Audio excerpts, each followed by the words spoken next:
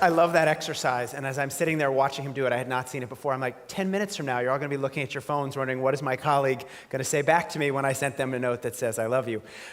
So everyone in the room today has a very similar goal, and that is, how can we help something catch on? We all have something that we want to become more popular. It might be a product that we're trying to get to catch on among consumers. It might be a service that we're hoping to catch on among customers. It might be an idea that we're hoping to catch on within our organizations. We're a nonprofit. We want to help grow and be more successful. How do we do that? And so today I'm going to talk about the power of word of mouth to get our products, ideas, and services to catch on. We'll talk about how word of mouth is 10 times more effective than traditional advertising. There's only one question. How do we get more of it? How do we get people to talk about and share our stuff? How do we get our stuff to catch on? But before we get there, I want to start in a very different place. Today's going to be an interactive session. I want to get your minds working a little bit. So we're going to play a game. And I promise it's a game you've never played before, but you'll get the hang of it very quickly. It's called Which is Tastier? And so I'm going to put up two things on the screen, and I'm going to ask you which of those things is tastier. And you have only one job. It's an easy job. I want you to be honest. Not what you wish was tastier, not what you think should be tastier, but which of the two things is actually tastier. I promise you'll get the hang of it quite quickly. So our first contestant is a wonderful, delicious head of broccoli. And you're probably aware that broccoli has a lot of vitamins and nutrients. You're probably aware that broccoli has a lot of fiber. You may not have realized that broccoli has a lot of vitamin C, but it does. So the next time you're sick and you think you need an orange, try a nice stalk of broccoli instead. That's our first contestant. And our second contestant is a hot dog, a sausage. Now, this is not my version of a hot dog or sausage. If I was going to eat one, I might put a little bit of bacon on top. I might put some sauerkraut. Feel free to put whatever toppings you like on the hot dog or sausage. And feel free to put whatever toppings, to be fair, you like on the broccoli as well. Okay, we're going to vote. Which is tastier? How many would go with the hot dog sausage? Okay, most of you. How many would go with the broccoli? Okay, a few here and there. Are you guys vegetarians? No? Liars? Okay, I'll let your colleagues guess based on how well they know you. The point here, though, is really simple. We all know that we should eat more fruits and vegetables. We all know that that's the right thing to do. Organizations spent decades of time and millions, if not billions, trying to convince us to eat more fruits and vegetables. And yet when push comes to shove, we don't do it. When it's late at night, when we're on the road, when we're tired, right? The tasty thing beckons, the sausage beckons, and it's not random or luck how it works. It fits better with the way our tongues and our stomachs are designed. Certain food, very simply, is just tastier than others. McDonald's has spent millions of dollars engineering French fries, the right amount of crisp and salt and sugar. They hit your tongue just lights up.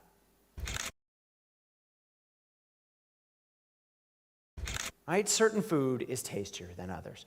Now you're probably sitting there going, okay, great, I agree with you, certain food is tastier than others. What does that have to do with me? What does that have to do with my business, getting my product, my idea to catch on? Well, I want to take that idea of certain food being tastier than others and port it to a slightly different domain. And that is how tasty is the way we communicate. How tasty is the way we share our products, ideas, and services to others.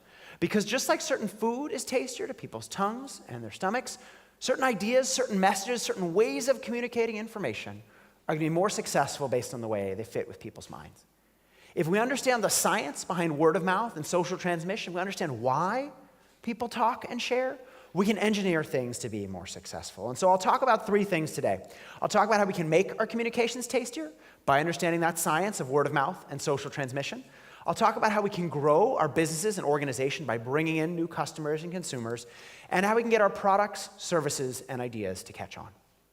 But before we get there, one more thing from me. Here are three products or brands. You're probably familiar, at least a few of, with them. First, we have Walt Disney World, self-described place where dreams come true. Everyone has probably heard of Walt Disney World.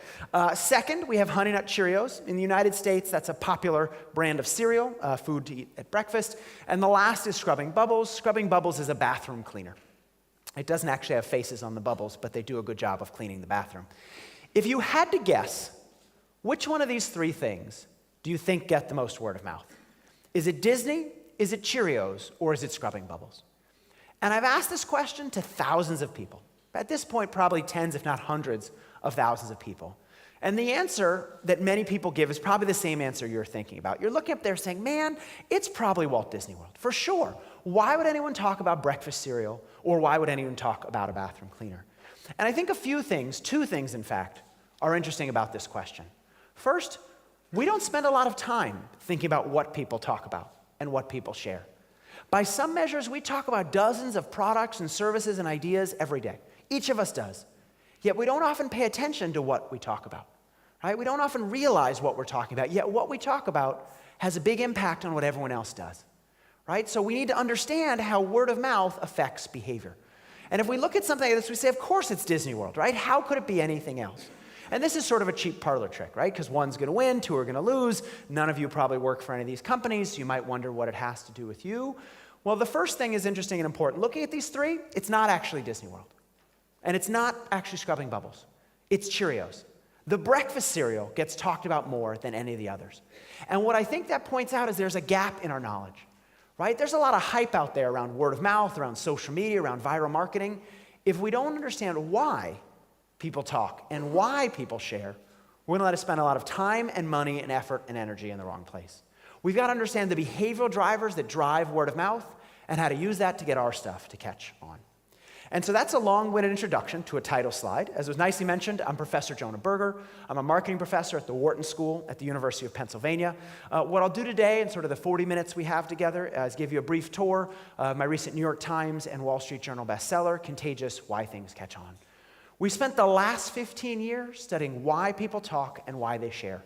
We've looked at tens of thousands of brands, thousands of pieces of online content, and millions of purchases around the United States and around the world.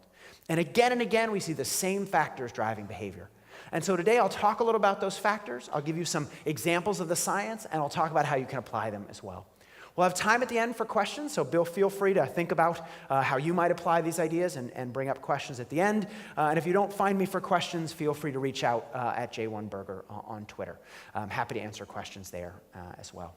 So it goes without saying that word of mouth is quite important. And in case you don't believe me, none other than McKinsey pointed out that word of mouth generates more than twice the sales of traditional advertising. And by traditional advertising, you don't just mean television ads or radio spots or magazine ads. Any piece of information that comes from a company rather than a peer. That can be your website, that can be the phone calls that you send, give prospective clients, the emails you send, the brochures, anything that comes from a brand or an organization rather than a peer. And in fact, if you look at the data, a dollar spent on word of mouth goes 10 times as far in terms of ROI as a dollar spent on traditional advertising. Any idea why? There are kind of two key reasons why word of mouth is more effective. Any idea what one of them might be? Trust. Whoever said trust, what do you mean by trust? We believe the guy who's sending the message. Okay, but you don't believe ads? Why not? It's commercial, so it's someone trying to... They're self-interested. You know they're trying to convince you. Notice, by the way, we all realize that in our own lives. Yet many of us still spend a lot of money advertising. We think that when our ad comes on, somehow the consumer or customer says, it's your ad, it must be true. All the other stuff is not true, but yours must be true, right? The challenge is, just like your colleague pointed out, people don't trust ads. They know the ads are trying to convince them of something, so they turn it off and they tune it out. Shampoo ads are always like this. Every shampoo ad you've ever seen is basically the same. There's a woman or a man with long or short flowy hair, and then they use the shampoo and they get an attractive spouse. You've never seen a shampoo ad where they use the shampoo and they get an ugly spouse. Never. You've never seen that. It's always an attractive spouse. Restaurants, you go there, the kids always look happy in the ads, right? Travel destinations, everyone always has a fun time, right? Ads always say we have the best products, we have the best service, we have the best people out there, we care about you, most innovative stuff. No company says, oh, service, we're not so good at service. Actually, recently a survey put us in the bottom 10% on service, but there you can go see our competitors first. They have better service than us, and if they're busy, no, come see us. Everyone says they're the best. But because of that, right, we don't know whether to trust them, but our friends, our colleagues will tell it to us straight. Hey, I worked with that company, they were great, or hey, they weren't so good. So that first benefit is trust. But the second one is a little more nuanced. That's the targeting benefit of word of mouth. How do we find new customers? New consumers, new people who might be interested in what we have to offer. And it's tough, right? We spend a lot of money on targeting, online, digital, sometimes allows us to target better, but it's still hard to find the right people. What if we could use other people to do that work for us? A couple years ago, I got a free book in the mail. Academics often get free books from publishers.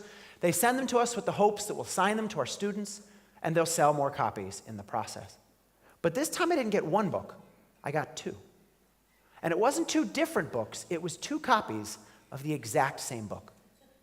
And I remember sitting there at my desk going, two copies of the same book, why the second copy? And there's a note in the back of the one that said, hey, Professor Berger, we think you'll like this book, but we think you'll also know someone else who will like this book.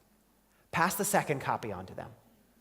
And that's the first very simple hack I'm going to share with you this afternoon. How by turning customers into advocates, can we get them to do the work for us? Because I didn't, right? The company didn't have to go out and figure out who it was. I did the work for them. I walked down the hall to give a book out to my colleague who I thought would find it most interesting or most relevant. No wonder that referred business, people that come in from existing clients or customers, has about 20% higher customer lifetime value. Because someone went through their social network almost like a searchlight to say, this person would like what you have to offer, this person wouldn't. If we can get our customers to do the work for us, we can get them to do the targeting. One more great example of this that I think is very fun. This is Uber from a couple holiday seasons ago. They said, hey, having a holiday party, request free rides for your guests here. That's obviously very nice of Uber to give free rides to your guests, but notice it's not just nice. They said, hey, existing user, who in your social network might like this? Pass this on to them. If we can get our customers, our clients, whatever you want to call them, our consumers, to talk about and share our message, they'll figure out who to share it to and help us get better targeting. There's only one question. How do we get people to talk and how do we get them to share? And usually, when we think about sharing, we think online. We think about Facebook, we think about Twitter, we think about LinkedIn, we think about blogs, online reviews, TripAdvisor. If you had to guess from 100%, all of it, all the way down to 0, none of it, what percent of word of mouth would you guess is online? From all of it, 100% all the way down is online. What do you think? What number? Someone want to guess? What do you think? Nobody at all? Well, I'll do a show of hands. How many of you think 60%? 70%? 80%? 90%? 50%? 40%? 30%? 20%? 10%? You all aren't voting. That's fine. Okay, that's fine. No problem. It's about 7 to 10%. 7 to 10% of word of mouth is online. And that's a lot lower than I think many of us might think. I would say, oh, but the kids, they're always on their devices talking. It must be very, very high. Only about 7 to 10% of word of mouth is online. And a lot of organizations I work with say, wow, that's really small. Why are we investing so much money in social media? And I often say, well, that's a really good question. Because it's not that social media is not a channel through which word of mouth flows. It certainly is. But most word of mouth is offline, face-to-face. People talking to one another at the breakfast table, grabbing beers with their friends after work. Most word of mouth is face-to-face. And more important than the technology is the psychology. Why are people talking and why are they sharing? Because you can have thousands of friends and followers and connections on social media, but if they don't share your stuff, it's not going to matter. This cartoon, I think, illustrates it really nicely. It's a little morose. It's a funeral. He asked about a wedding or a funeral. This is a funeral. And it said he had over 2,000 Facebook friends. I was expecting a bigger turnout. I think lots of organizations were expecting a bigger turnout. There was no notion if we just collected friends and followers, we'd be successful. But if they don't share our stuff, it's not going to matter. I did a big project a couple summers ago with a major consumer electronics firm. It has about 10 million followers on Twitter. Most of their posts get 5, 10, 25, 35 retweets. Very small numbers. Why? Because they're not driving people to talk and share. So how can we get people to share, whether online or off? Well, good news. It's not random, it's not luck, it's not chance. There's a science behind why people talk and why they share. As I mentioned, we've looked at thousands of pieces of online content, tens of thousands of brands, millions of purchases. Again and again, we see the same 6 factors come up. In Contagious, I put them in a framework called the STEPS framework. That stands for social currency, triggers, emotion, public, practical value, and stories.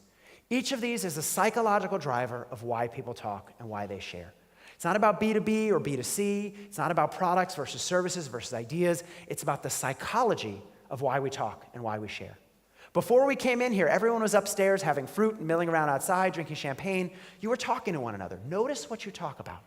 What you talk about has a big impact on what other people do, right? It's going to have a big impact on what they buy, what they use, and what they try. How can we get more people talking about our stuff? And so what I'll do today is I'll talk about 3 of these. I'll talk about social currency, I'll talk about triggers, and I'll talk about stories in the interest of time. I won't be able to touch on the other 3, but I'll let you check them out in the book or read about them online. I'll give you some examples of the science behind each of them and some case studies of how you can apply it. One more thing, though, before we get there, that is this number 91%. In a mixed audience like this, I use mostly business to consumer examples. Why? Because they're easier for a large group to understand. But I know some of you might work in a B2B industry, a business-to-business industry. And you might say, God, consumers care about word of mouth, but not business owners, right? I mean, business owners are really serious people. Word of mouth doesn't matter. 91% of new business leads in B2B markets comes from, guess where? Existing business. Most word of mouth, most of your new customers, clients, people coming in already, are already through word of mouth. All we're trying to understand is how to get more of it. And so it's not about B2C or B2B, it's about B2P. The underlying person underneath making that decision. The underlying psychology that drives them to talk and drives them to share. All right, so let's spend a couple minutes jumping into the steps. And to do this, I want you all to imagine that you're visiting New York City. So imagine it's a Saturday afternoon, you're in the United States, you're visiting New York City, you've done all the touristy stuff, you've gone up to the Empire State Building, you've walked across the Brooklyn Bridge, and now it's hungry, your stomach is rumbling a bit, you're hungry, you have to get a bite to eat. When you notice a big hot dog-shaped sign out in front of a restaurant, sausage-shaped sign out in front of a restaurant with the words "Eat Me" written on it in what look like mustard. You said, I haven't had a hot dog in a while, check this place out. So you walk down a flight of stairs into a restaurant called Criff Dogs. Now, if you like sausage, you like hot dogs, you'll be in heaven. Criff Dogs has every hot dog you can imagine, over 30 on the menu. From a good morning hot dog with bacon, eggs, and cheese. I don't know if you want to eat it for breakfast, but interesting nonetheless. A hot dog with green onion and pineapple, and a traditional New York-style water dog with just ketchup and mustard. So you finish eating your hot dog when you notice something unusual in the corner of the room, corner of the screen. Almost looks like a phone booth. You say, I haven't seen one of those in a while. I'll check it out. So you slide open the door, and you walk inside. It's pretty cramped inside. It's a phone booth after all. But on the wall, you'll see something you probably haven't seen in 25, maybe 30 years. Do you remember rotary dial phones? Remember those phones you had to stick your finger and had to go around in a circle at your parents', or maybe for some of you, your grandparents' house? Stick your finger and had to go around in a circle. Just for fun, there's a rotary dial phone. Stick your finger in the number 3, go around in a circle, and hold the phone up to your ear. Well, the phone will actually ring. It'll go ring, ring. Then someone will pick up the other line, and they'll ask you whether you have a reservation. Now, the first time I heard this story, I said, reservation? I'm in a phone booth. It's out of a hot dog restaurant. What could I possibly have a reservation for? But if you're lucky, and they happen to have space, or a friend of yours happen to make a reservation, the back of that phone booth will open. And you'll be led into a secret bar called Please Don't Tell. Now, Please Don't Tell has violated a number of traditional laws of marketing, traditional laws of communication. No sign inside the restaurant, no sign on the street. They've done everything they can to make themselves difficult to find. And yet, every day they're full. By 3 p.m., phone lines open up. By 3:30, all the seats are gone. People hit redial again and again and again, trying to get through. It took me 2 weeks to get into this place. Calling every day, I got on a Tuesday night at about 6:30, not the most popular time. And it's not lack of competition. Just like you, there's lots of competition. You may not have been to New York recently, but there's more than one bar in New York City. It turns out there's actually a few bars on that side of the street in New York City, a few more on the other side of the street, dozens of bars in a couple block radius.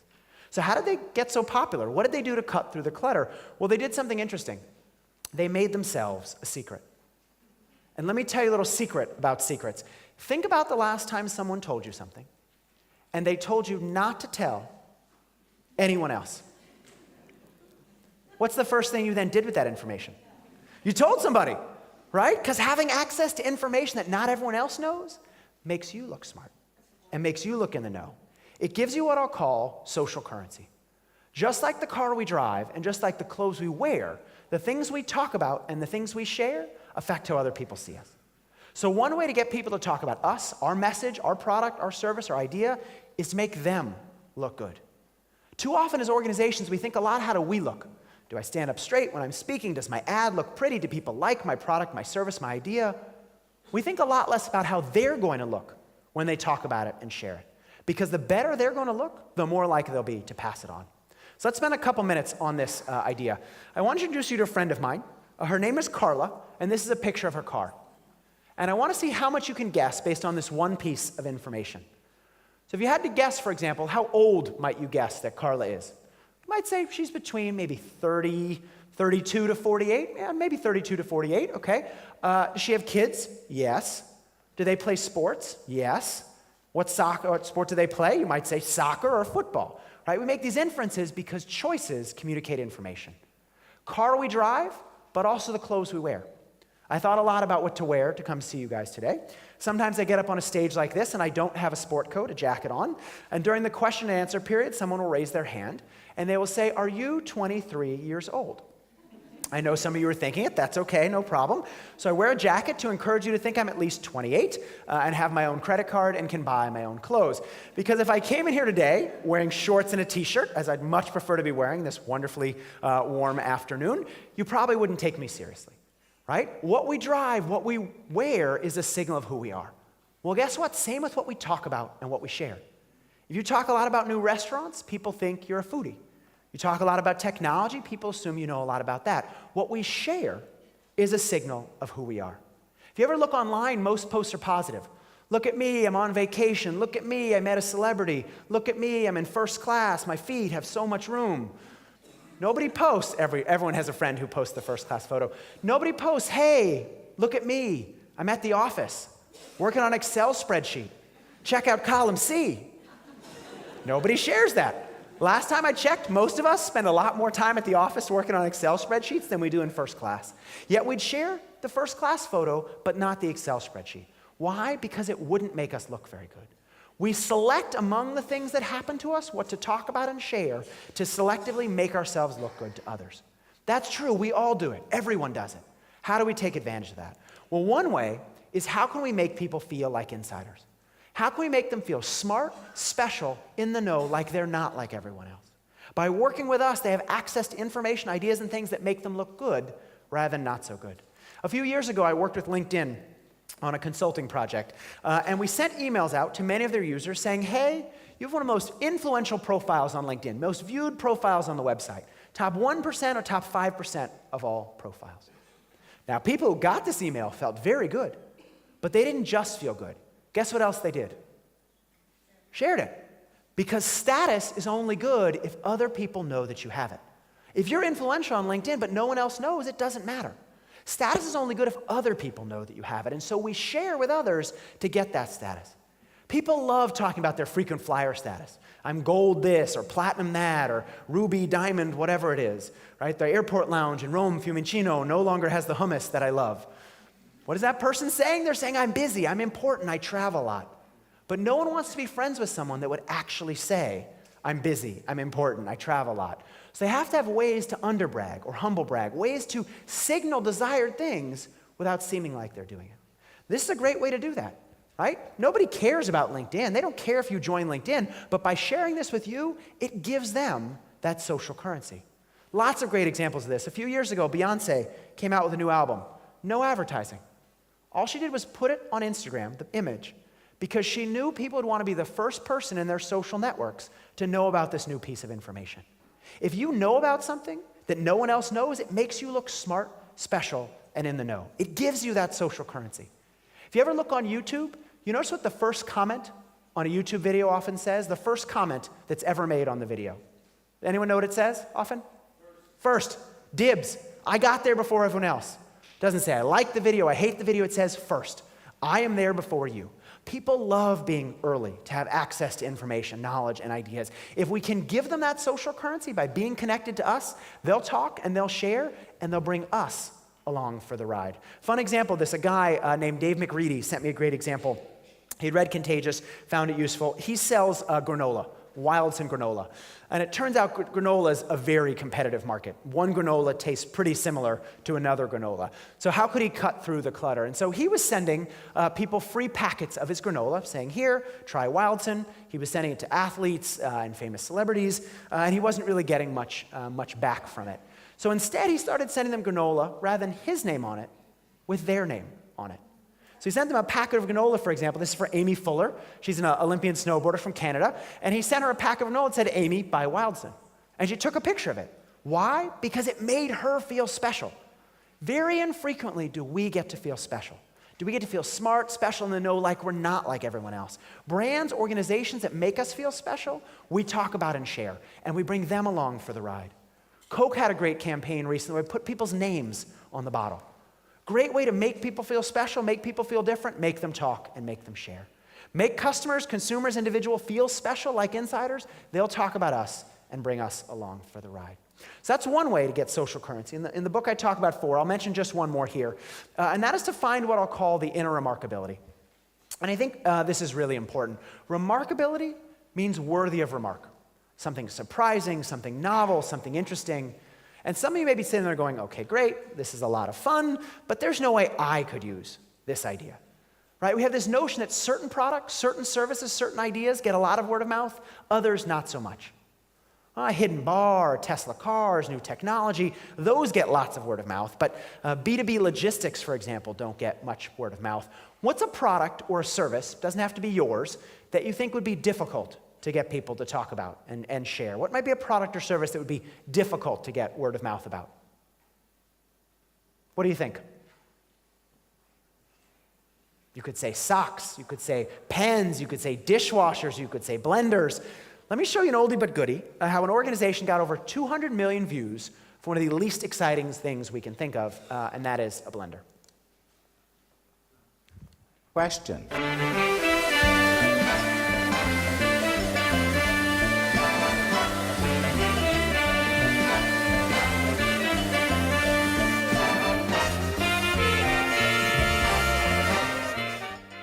I love my new iPhone. It does everything.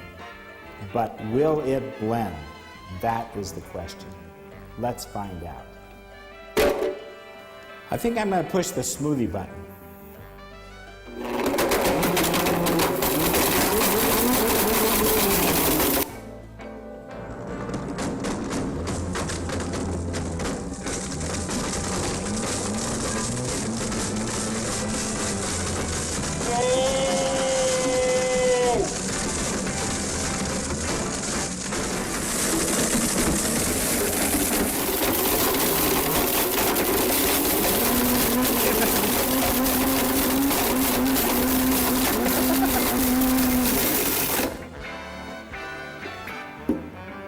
I smoke. Don't breathe this.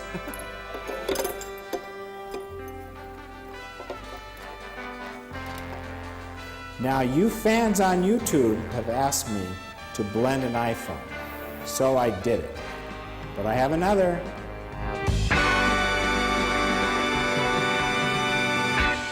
I'm going to put this on eBay. So I won't ask for a show of hands, but I imagine many of you found this at least a little bit remarkable. Right? This video has over 15 million views. The set has over 200 million. They do it for all sorts of products and things. They do one for the iPhone. They do one for golf balls. They've done them for Samsung phones. They recently did one for the Apple Watch. Blender sales go up over 700% when these videos come out. Now, any of us would be happy with a 700% sales increase. That would be amazing. That's not the most remarkable thing about this to me. They did this video, for a $50 marketing budget. $50. That's about, I think, 400 or so kroner. Very cheap budget, right? You laughed at that poor guy. He's actually the CEO of the company. He's not an actor. The new marketing hire walked into the office, noticed a pile of sawdust on the floor. He said, "What's with the sawdust?" His colleague goes, "The CEO is doing what he does every day, which is try to break blenders."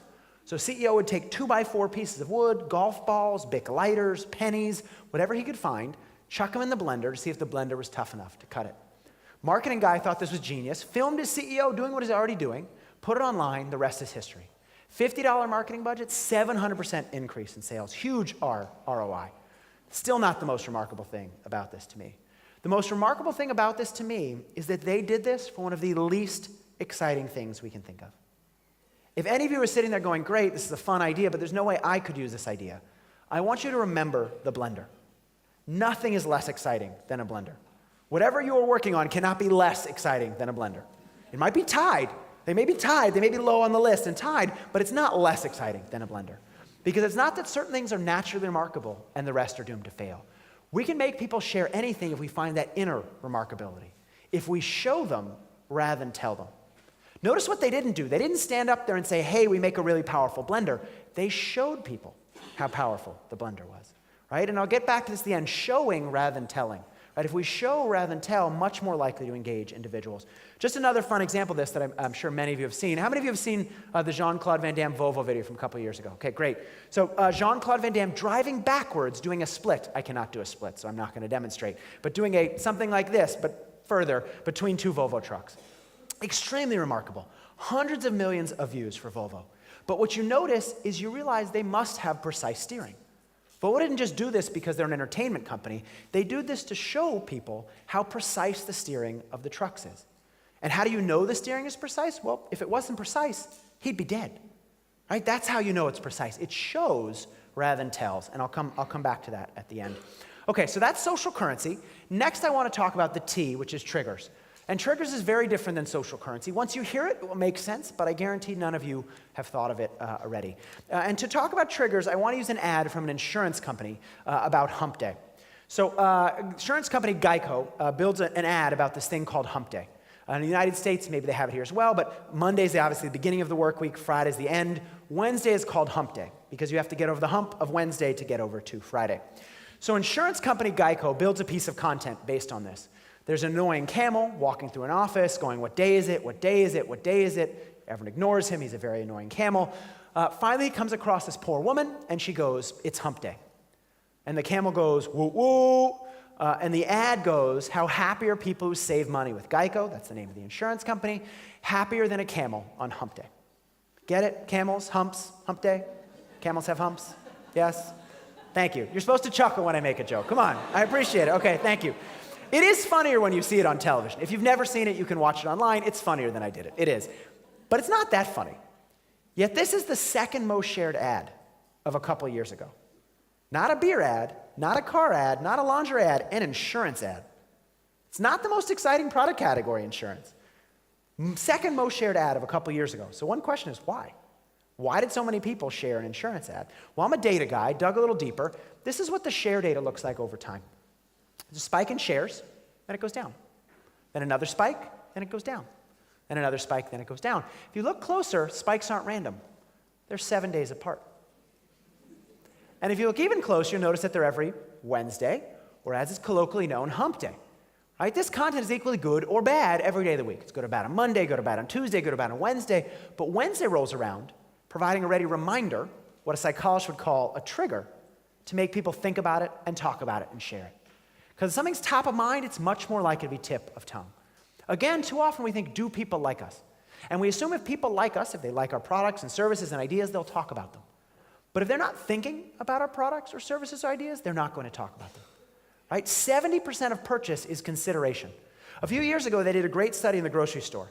They changed the music that played at the supermarket on different days.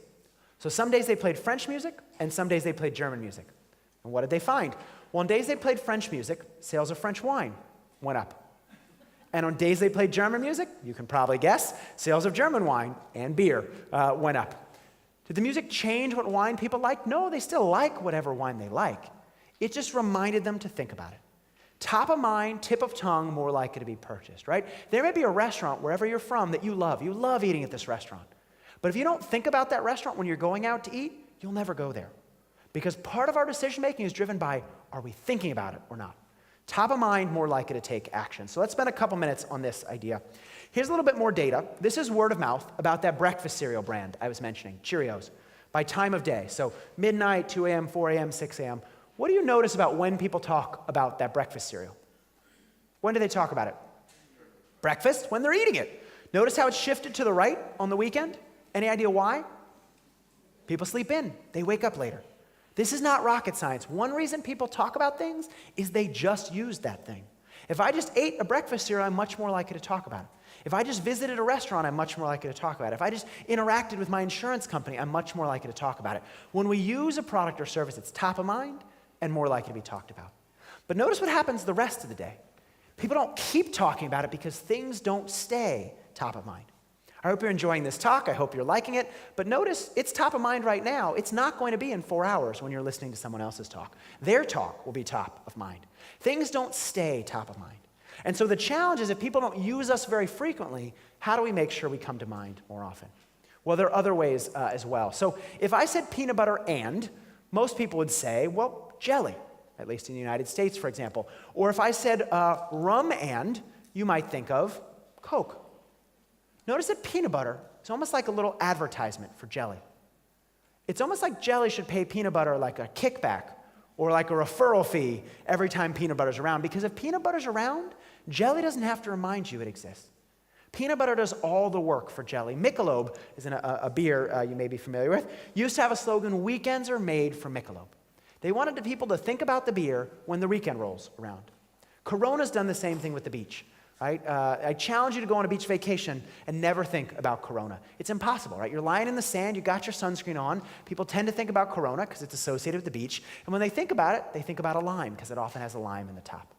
Is that random? Is that luck? Is that chance? No. The beach is Corona's trigger. Or said very simply, the beach is Corona's peanut butter. And so what I'd ask you to think about is, okay, well, what's your peanut butter? What's the thing in the environment that will remind people of you even if you're not around? Because you can advertise, you can email them, and you can call them, and you can tell them again and again how great you are. Or you can link yourself to a trigger, a peanut butter, and every time they see that peanut butter, they'll think of your jelly. Kit Kat did this a few years ago, the candy bar Kit Kat. Sales were down by about 30%. People liked it, but they weren't buying it. So they linked themselves to coffee. Having a coffee break, have a Kit Kat. Thinking about coffee, think about Kit Kat. Coffee and Kit Kat and coffee, best friends forever. If you're Kit Kat, why is coffee a really good trigger or really good peanut butter to link yourself to? Well, if you think about it, lots of people drink it very frequently, right? Many of you are probably going to go have a coffee during the break, right? If you link yourself to something frequent, it'll be top of mind more often and more likely to be tip of tongue, right? Top of mind, more likely to be tip of tongue. Weekends are made for Michelob was originally holidays are made for Michelob, but they moved it to the weekend because the weekend is more frequent.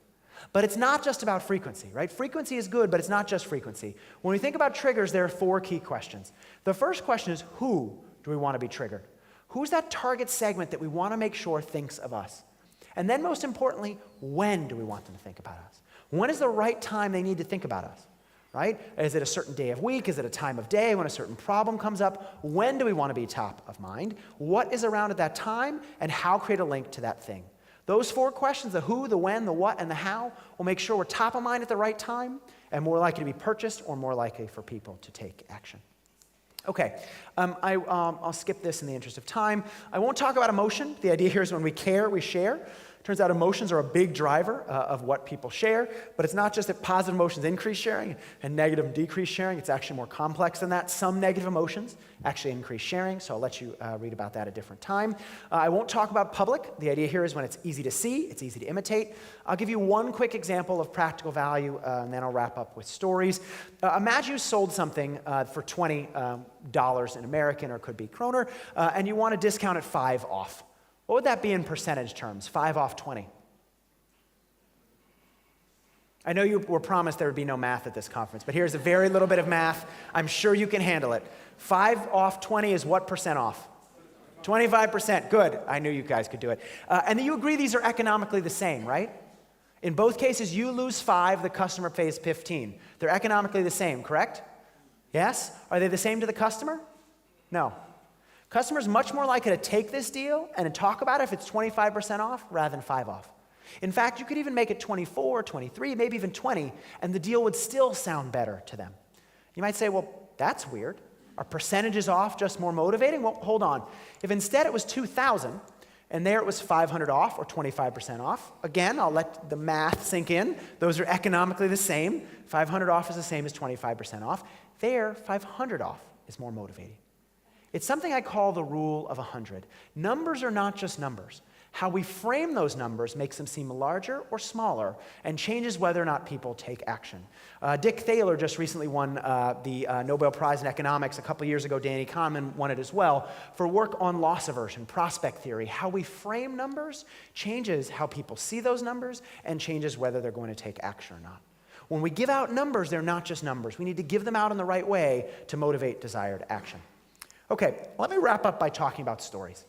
And if you've noticed, I've told a number of stories. And by the end of this conference, I hope you have a great time. But next week, notice what you remember. From this great slate of speakers, notice what you remember from all of them. Not just whether you enjoyed whether they talked, whatever they said, but whether you can remember anything they said. And I guarantee you'll remember the stories. Stories have a way of sticking, burrowing themselves in our minds so we can't forget them. But some stories are more effective than others, and that's what I want to talk about here.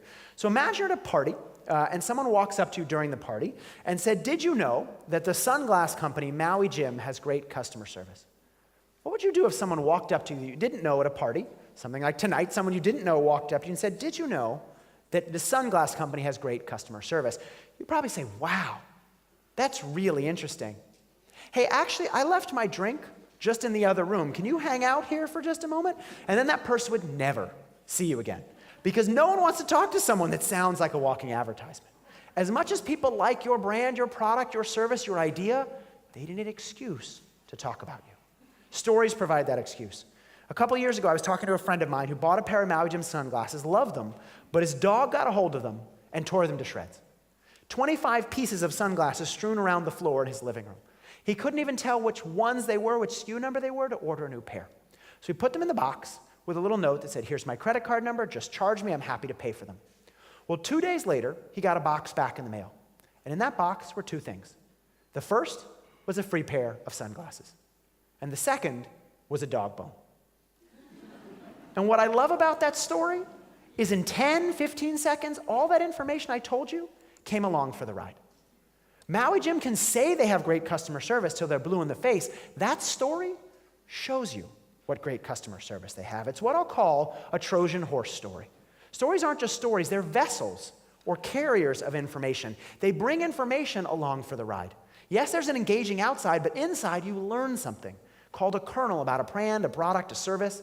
Right? You watch that Will It Blend video where they blend an iPhone, you learn that they make a really tough blender.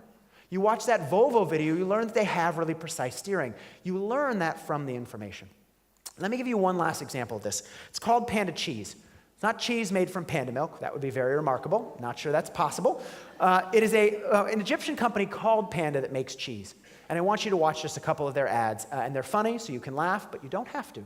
But I encourage you to if you find it enjoyable. And I will narrate because it won't be in English or Norwegian. Please. Can I make you a cheese sandwich? No, I'm not hungry. Just you know why you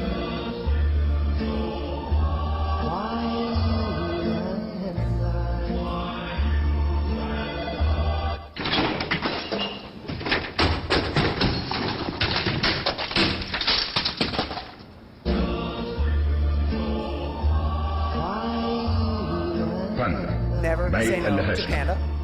I'm going to share you a couple of these. Good morning, good morning. I got you Panda cheese for breakfast. No thanks, I don't feel well. you know why you and I will by and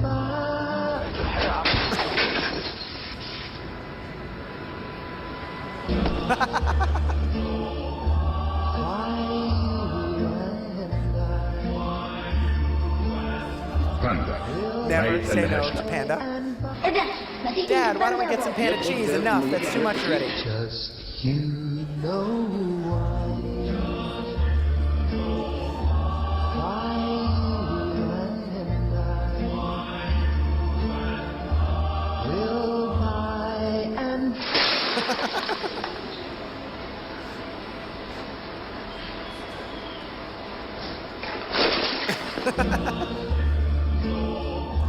Never say no to Panda. And last but not least, just one more. Dad, why don't we get some Panda? Just you know why. Get one. Why you and I. Get one more.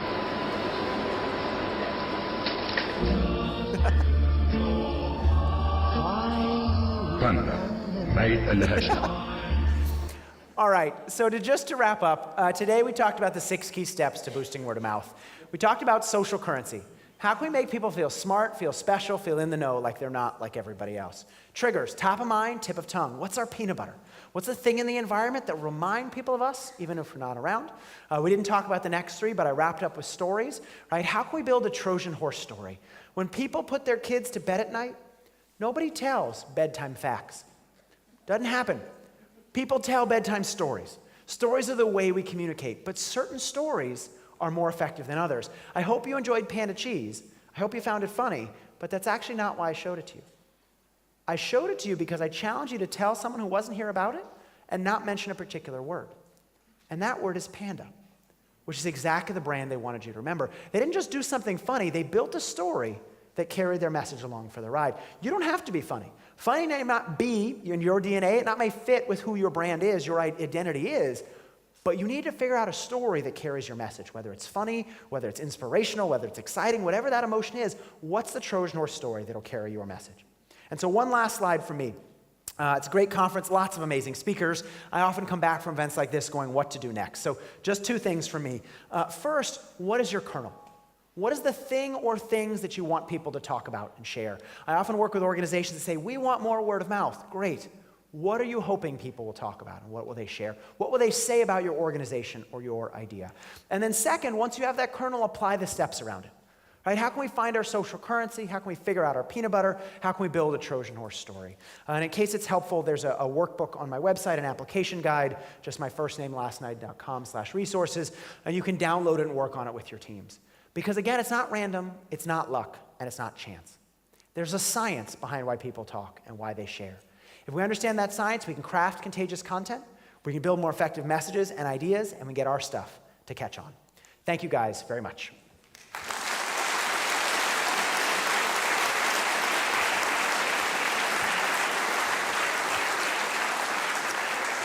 Excellent, excellent. Thank you. People are sending in questions. One of the questions came in. You've actually answered the question that was sent in. It was sent in quite early, but they're asking basically what kind of advice you would give to encourage more Facebook traffic on B2B. Basically, this applies to all channels. That's what you're saying, right? I am, and I actually would start before that question to ask a different question. Why do you think Facebook is the right thing to use for B2B? Right? We have this tendency to say, well, people are on it, so I should be on it. But the question is it moving your business forward? Too often, right, we count things like friends and followers, and we assume that matters, but those aren't the metrics that actually are going to help us at the end of the day. We can have lots of connections, but if no one's sharing our stuff, it's not going to be helpful. And so if you found for your business that Facebook is really useful, that's where B2B clients go to find information. I'd be surprised if that's true, but if that works for you, fine. But don't assume that that's the right place to be because other people are there, right? Think about where does your business come from, and how can we get those existing people to talk and get them to share, right? The simplest idea, if you fell asleep for the last 40 minutes and you woke up and you wondered what I talked about, how can we turn our customers into advocates? Whether they're online, they're on Facebook, whether they're offline, wherever they may be, how can we get them to talk and share? Online is a channel, but offline is equally, if not more important. And do you think, one thing I don't read anymore, I don't read these TripAdvisor. Yes. I've stopped reading them because they've lost their social currency, I guess, haven't they? Nobody believes them anymore. Yeah, and we certainly, online is useful for certain things, and we use that to sift through information, right? So last night I was looking for a restaurant, I go on Yelp, which places have the highest ratings? We're not reading the reviews, but we want to make sure it's pretty good. But if I knew someone here, if I knew more people, for example, I'd ask my friend rather than going on Yelp. And so it's not that online isn't useful. No. It's that offline is just as, if not often more important. And we need to think about both. Technology is certainly important, but the psychology, the behavioral science is equally not more important. Do you think we can still believe the stories that people tell? I mean, are we at that point now where trust is so fragile, we don't know who to believe anymore? You know, I think that's an interesting comment. And a lot of times when I work with organizations, they say, we need to find the influencers, the influential people, right? There's a notion that a small percentage of people are highly influential, and if we can just get them to talk or share, we'll be successful. But the challenge is that people don't trust people they don't know. We tend to trust our friends and our colleagues much more than we trust people we don't know. And so, sure, online individuals, people that are famous, they have a wide reach, but they don't have high trust. Our friends, our colleagues, our best friend, we trust them a lot. They don't have as high reach, but they have higher trust. And so we need a little bit of both. If we want to raise awareness about us, certainly online influencers or advertising can be useful. Online influencers are basically like advertising, but they're not very persuasive. Right? Kim Kardashian has millions of followers on social media. I bet none of you have bought something because Kim Kardashian talked about it, right? Right? We tend to trust our friends and our colleagues and say, have you gone? Is it any good? And so that's really where the persuasion comes in. That's really reassuring to hear, actually. And by the way, during my preparation, I read your 2 books. They're excellent. Oh, thank you. Read them. They're really good. And I used the numbers one, the percentage. It's percentage for small numbers, numbers for Yes. the bigger. Yes, I rule of used 100. that. I used that yesterday. Yeah? In an offer to a client. Yes. And I got the job. So it Oh, does good. work. It's brilliant. It's really Congratulations. good. Thank you so much for Thank joining us, you. Jonah. Big Appreciate round it. of applause. Thank you guys very much. Great.